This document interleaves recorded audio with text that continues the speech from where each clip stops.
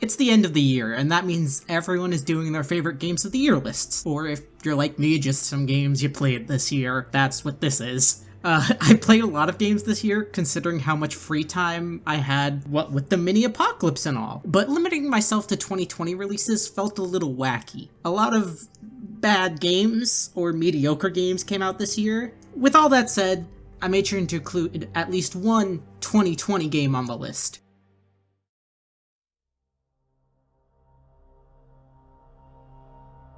Resident Evil is such a fucking weird brand to me. I don't like almost all of the games, and the movies are fully on fire garbage. But with the release of Resident Evil 7 in 2017, I was caught completely off guard and frankly blown away. It was an atmospheric masterpiece that took its time to build tension while also providing effective scares beyond just traditional jump scares. The gameplay really puts you in the shoes of someone desperately struggling to survive in this horrific mold-ridden old plantation home. And the game makes sure it builds rather than leap to the more over-the-top Resident Evil fare. The point is, RE7 made me a believer, even if its DLCs weaken that belief, but that's a whole nother video altogether. And the announcement of the RE2 remake got my attention. It was running on the same engine, but shifted the camera to third person.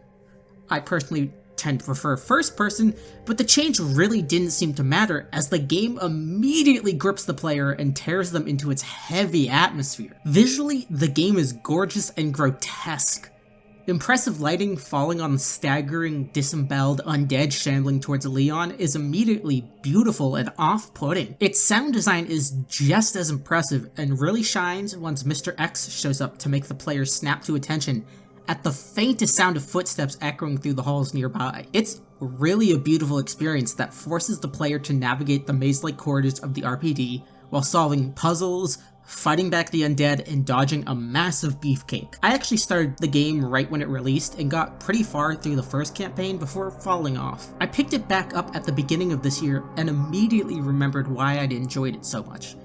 Its story structure is odd, requiring multiple playthroughs to see the full story, but that was perfect considering how long it had been since I began. A really great survival horror experience I can easily recommend.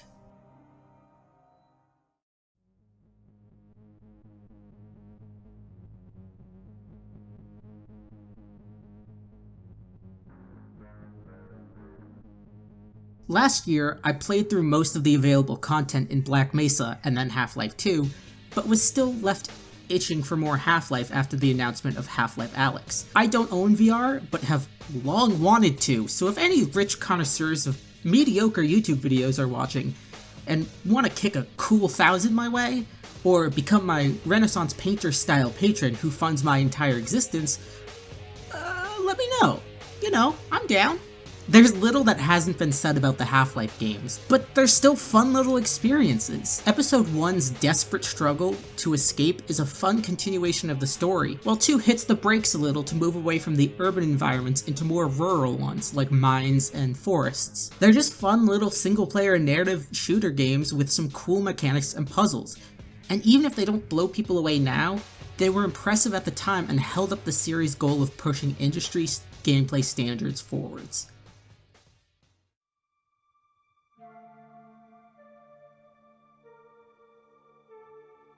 I played so much fucking Warframe this year. I straight up no-lifed it. I played it right when it came out and was like, oh, this is it, and went my way.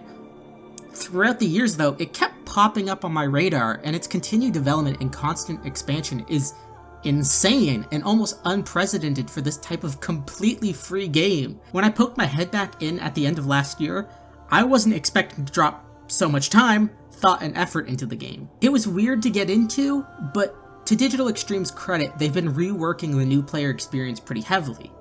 It's constantly and immediately satisfying rocketing and sliding across enemy territory as a badass organic mech ninja, whether you're creeping past detection or starting a full-on party of swinging blades and bullets. There's literally so much stuff, so much content packed into the game, it's fucking insane. Like how the main story doesn't actually start until about 100 hours in, and sidechecks you out of nowhere with one of the coolest twists in recent gaming memory, while also fundamentally changing part of the gameplay? Or how they're just like, oh yeah, you can construct your own spaceship and do ship-to-ship combat now! Or when you enter the debt colony of Fortuna, you're greeted by a musical number that legitimately slaps?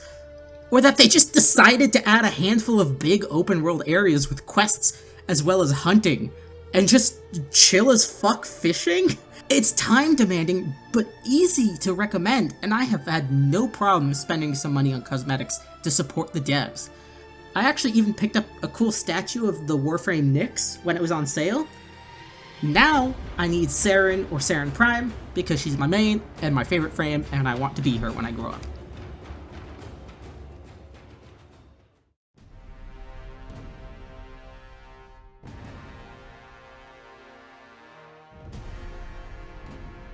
Writing this, it's quickly becoming a weird trend in this list, but I played Apex Legends when it first came out and thought it was a cool little game with some awesome gameplay, cool characters, and top-tier voice acting, but not much else. I was actually kind of bummed after Respawn's last entry in the Titanfall universe, Titanfall 2, that Apex had so few story scraps to nibble on. Titanfall 2 has a great fucking campaign, and it's a tough act to follow, and I fell off Apex right before the launch of Season 2. I still kept it on my radar though, keeping up with the news, updates, and characters, but couldn't get myself to get back into it. But then slowly, it began to worm its way back into my direct line of vision, starting with the lead up to Season 4 at the beginning of 2020. The game was teasing a new hero named Forge, complete with lore, voice acting, and gameplay abilities. But there was something else weird happening in the lore of the game. And then, in Forge's own story trailer, Revenant shows up and just fucking kills the dude by stabbing his arm through the heart from behind. Respawn had pulled not just a story twist, but a total twist on the people who had been leaking or data mining stuff since launch. It was a huge stunt, and one that grabbed my attention, slapped it a couple times, and spit in its mouth. While there were rumblings about Revenant in the lore, and he made an appearance at Halloween, most people figured he would just be an upcoming legend for a later season. Now, with my eyes on the game changes and ongoing story and lore, Loba was the one that finally brought me back in all the way. The game is just fun, and with my friends picking up the game and getting into it, the experience is even better. I'm as tired as Battle Royales as the next person, but Apex Unique's approaches, awesome characters, and well fleshed out lore makes it an exception to the rule. I'm fucking mediocre at best and I still have a ball with it. And also I want to hold hands with Bloodhound.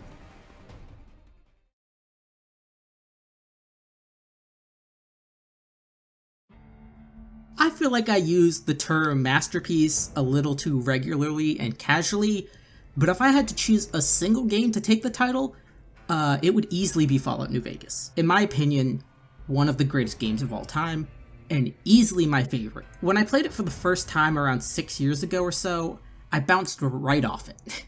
It throws a fair bit at you, and desert environments are like hot dog water to me.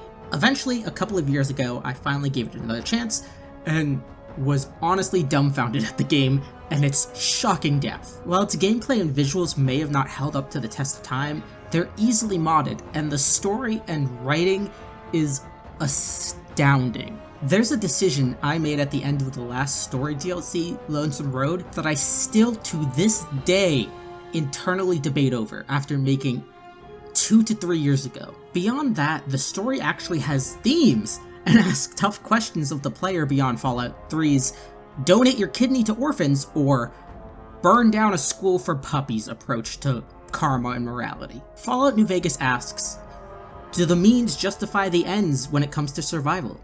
Is corruption the price of democracy?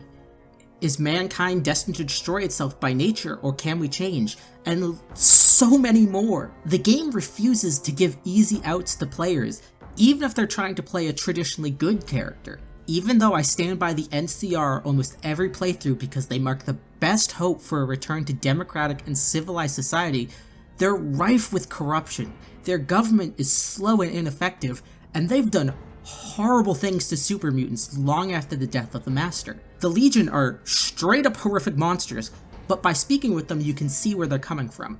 Caesar aims to lead by fear, suppression, and oppression. shocking his enemies with such horrible, violent, and vile acts so that those who oppose him will never do so out of fear of sharing the same fate. But also, they're misogynistic, homophobic, slave-owning, fascist fuckheads, so I tend not to give them much credence. Of course, you can also forego either of these warring factions to side with an independent Vegas under the mysterious Mr. House, or even take up the crown yourself. I don't want to spoil too much more because the game is so rich with content that even 250 hours in, I was discovering new things. I replayed the game with about 60 mods or so this year and immediately fell in love all over again, and found myself totally lost in the world. Considering the game goes on sale for like $5 all the time, and it runs pretty well even on lower end systems, there are super few reasons to not pick it up and check it out. I could gush for hours about the game, but I want to keep this somewhat brief and spoiler free, and there are plenty of videos on the topics. Play Fallout New Vegas, it's fucking great.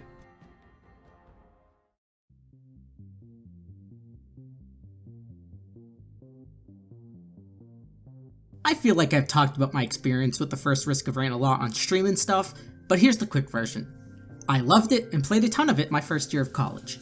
It was fun, challenging, and one of the few roguelikes I could tolerate. Its characters and items are fun and unique, and when I saw the first trailer for Risk of Rain 2, I was fucking hyped.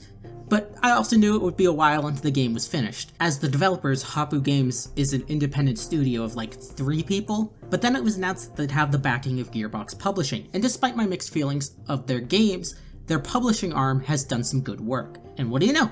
Risk of Rain 2 is really good! The transition from 2D to 3D is pretty darn smooth, and the gameplay build-up to hectic and chaotic all-out combat is enjoyable every time. With its timer-based difficulty sitting opposed to the time it takes to build up your strength and items, the game's hook is strong, and the moment-to-moment gameplay and combat delivers. It's also a game that's still in active development even after its 1.0 release, with more characters, items, and stages supposedly on the way. Its only real big weakness is how much the final boss sucks, but that can easily change.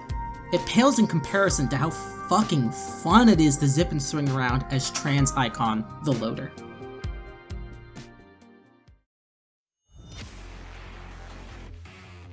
My first playthrough of Doom Eternal was a breathtaking experience. In that, I was mostly focused on struggling to take breaths as I was unreasonably sick with a combination of strep throat, mono, and bronchitis stacked up on each other.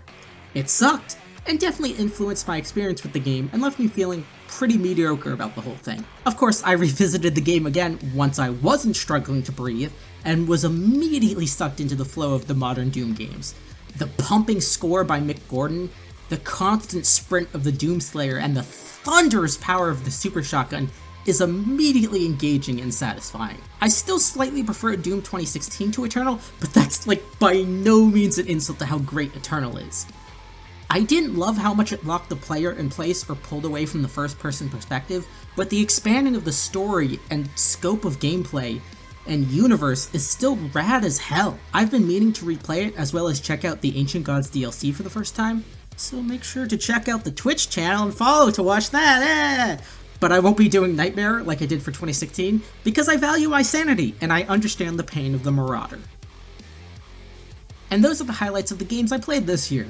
I've played a lot more, ranging from good to okay to why am I playing this? But what about you?